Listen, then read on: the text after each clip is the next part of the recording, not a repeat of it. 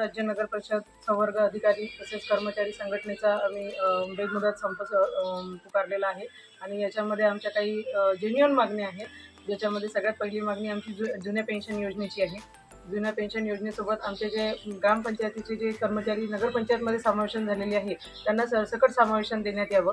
त्यानंतर आमचे जे पगार होतात तर ते सुद्धा आम्हाला अनुदान स्वरूपामध्ये दर महिन्याला आम्हाला मागणी करून मग आम्हाला ते अनुदान दिले जाते।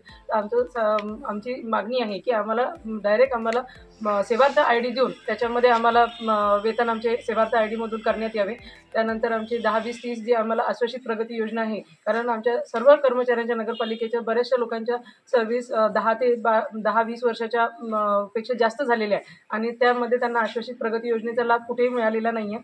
त्याच्यामुळे 10-20-30 वर्षाची जी आश्वासित प्रगती योजना आहे तर ती सुद्धा आम्हाला इतर शासकीय कर्मचाऱ्यांप्रमाणे आम्हाला ती लागू करण्यात यावी।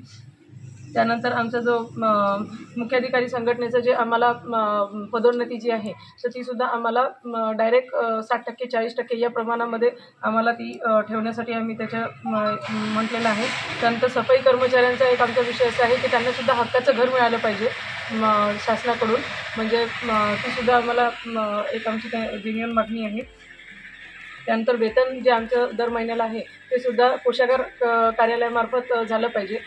पेन्शन जी आहे आम्हाला ग्रॅज्युएटी त्याच्यासाठी सुद्धा आम्हाला नफा अवलंबून राहावं लागतं। तर आमची मागणी अशी आहे की आमचे जे नगरपालिका कर्मचारी जे आहे ते जर रिटायर झाले तर त्यांना सुद्धा सेवार्थ IDच्या माध्यमातून डायरेक्ट कोषागार कार्यालयामार्फत आमचं पेन्शन करण्यात यावं आणि पेन्शनसाठी आम्हाला जे अनुदानावर थांबून राहावं लागतं की आता अनुदान येईल नंतर येईल, तर ते सुद्धा आमचं तो प्रश्न मार्गी लावण्यात यावा।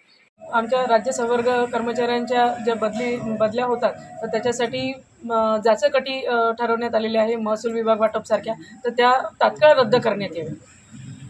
बोदवड यांच्यातर्फे एक संप पुकारण्यात आलेला आहे। या संपामधील मागण्या आमच्या अशा आहे की जुनी पेन्शन योजना तात्काळ लागू करणे, त्याच्यानंतर आश्वासित प्रगती योजना जी 10, 20, 30 या वर्षाप्रमाणे लागू करण्यात यावी, ती आतापर्यंत लागू करण्यात येत नाही, त्यामुळे ती लागू करण्यात यावी व त्याचा लाभ सर्व कर्मचारी अधिकारी यांना देण्यात यावा। तसेच आमची तिसरी मागणी अशी आहे की सहाय्यक अनुदान जे आमच्या वेतनासाठी वापरले जाते ते आम्हाला 1 महिना अगोदर देण्यात यावे। तसेच 7व्या वेतन आयोगाचा जो महागाई फरकाचा अनुदान आहे ते आम्हाला लवकरात लवकर मिळावं। तसेच आमचे जे सफाई कर्मचारी जे बिचारे आपल्या आरोग्याची सेवा करतात त्यांना स्वतःचे हक्काचे घर मिळावे याच्यासाठी आमचे प्रयत्न आहे आणि त्या मागणी सरकारने लवकरात लवकर पूर्ण कराव्या अशी आमची विनंती सरकारला आहे। धन्यवाद। बोदवड शहरातील गच्ची ताब्याचे घरांचा भव्य रहिवासी प्रकल्प म्हणजे नियोजित जयनगर, प्रधानमंत्री आवास योजनेतील 214 युनिट असलेला प्रकल्प। 2 रूम किचन, 3 रूम किचनचे डुप्लेक्स आणि दुकाने, 5 एकरात पसरलेला भव्य प्रकल्प।